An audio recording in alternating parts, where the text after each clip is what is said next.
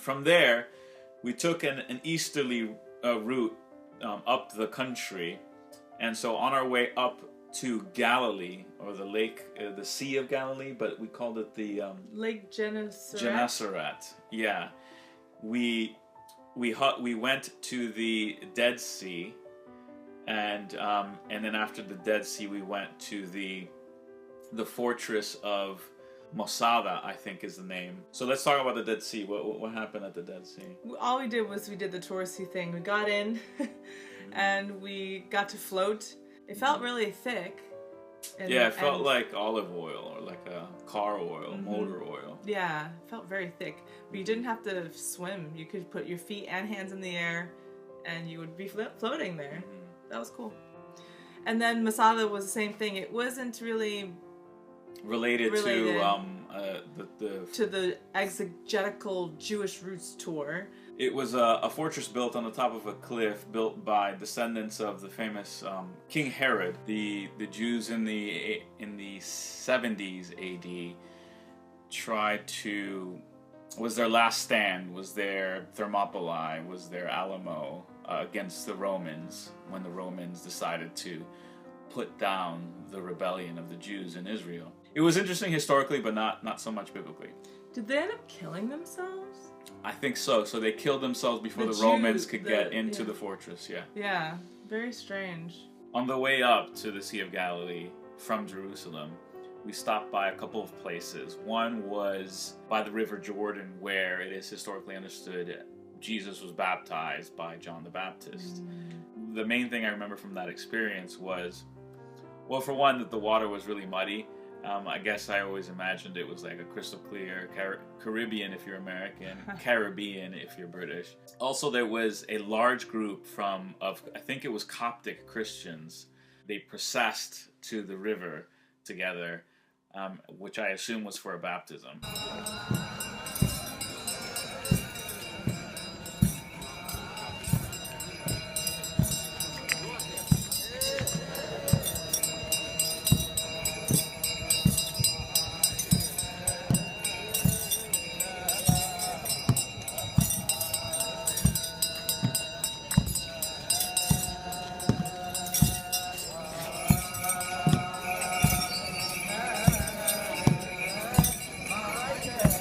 My visions of Christianity and baptism is shaped by seeing Americans get baptized in a pool inside a church building that looked like a commercial center maybe. So seeing an outdoor baptism in the Jordan by Coptic Christians who were dressed completely different and looked completely different than what I was accustomed to was really interesting.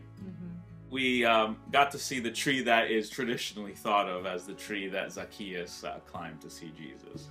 And then around there we also saw some little village, so you can see some houses. And what was really cool was a demonstration about how they made their roofs. So their roofs weren't like our roofs today. They were basically sticks and mud, and then just like compacted down, and then just more layers of sticks and mud. But it's like a layer of soil and mud, like a foot and a half. You could stand on it. Yeah, it was solid. Really confidently. So the episode in the scriptures that talk about the paralyzed man that they brought with his bed on his bed from the roof into the room of the house that Jesus was talking to people to. I always imagine it as it was like a straw roof or something that, because you easily just with your hand you part open and you just come down. But this was like more like an excavation, like you'd have to remove. You'd have to shovel and somehow like use a hoe or something and like dig through that. And the other thing, the space is very small, and there's usually only like one door. So if you can imagine a crowd like around the door, they couldn't get near the door, so they just climbed up on the roof instead and started to just dig into this. So it's really great. It just shows a testimony of their dedication, their faith that Jesus was the one who's going to help their friend. My favorite part of that entire episode is, after Jesus says, your sins are forgiven, right? He doesn't even say... He says, because of your faith of your friends. Yeah, the faith of your friends. Or he he doesn't talk to the paralytic. I don't remember exactly, but it's clear that it's the faith of the people that brought him and the bed to Jesus. The man's sins are forgiven. And then the Jewish people were like appalled that this man, who are you? You can forgive sins. And then he said, "Get up and walk," to the paralyzed man. He says, "Get up and carry your bed." I think. Mm-hmm. Yeah. And then it just should shows. Get the Bible. Okay. When Jesus saw their faith, he said unto the sick of the palsy, "Son, thy sins be forgiven thee." And as you can tell, this is a King James, which is the only version to ever read.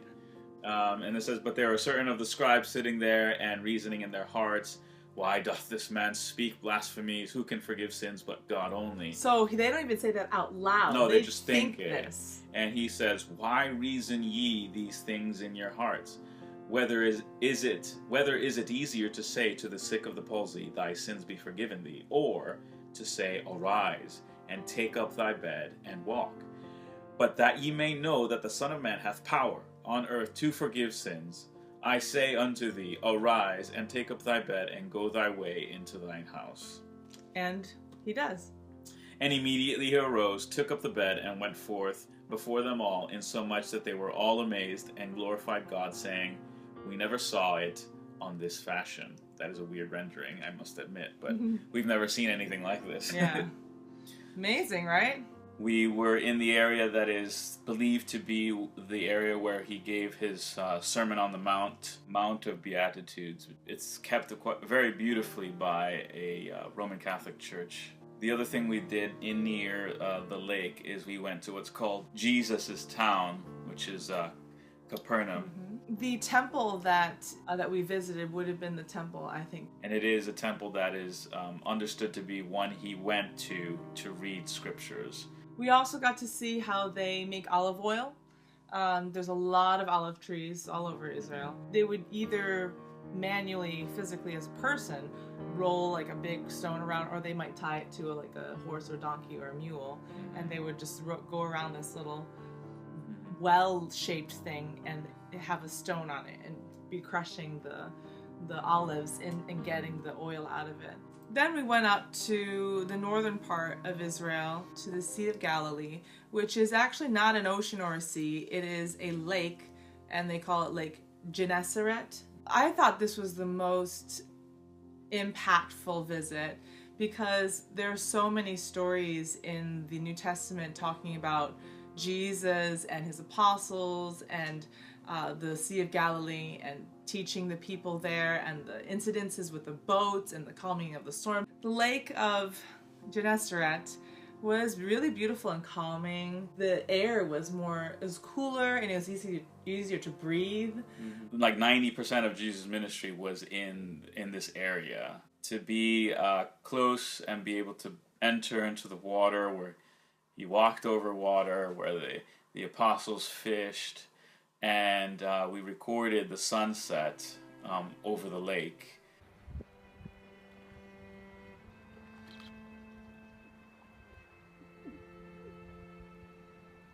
If you've liked what you've seen, go ahead and subscribe. And if you really like what you've seen, become a patron and join our vision at patreon.com/thepostmodern family. Thanks for watching. Bye. Bye.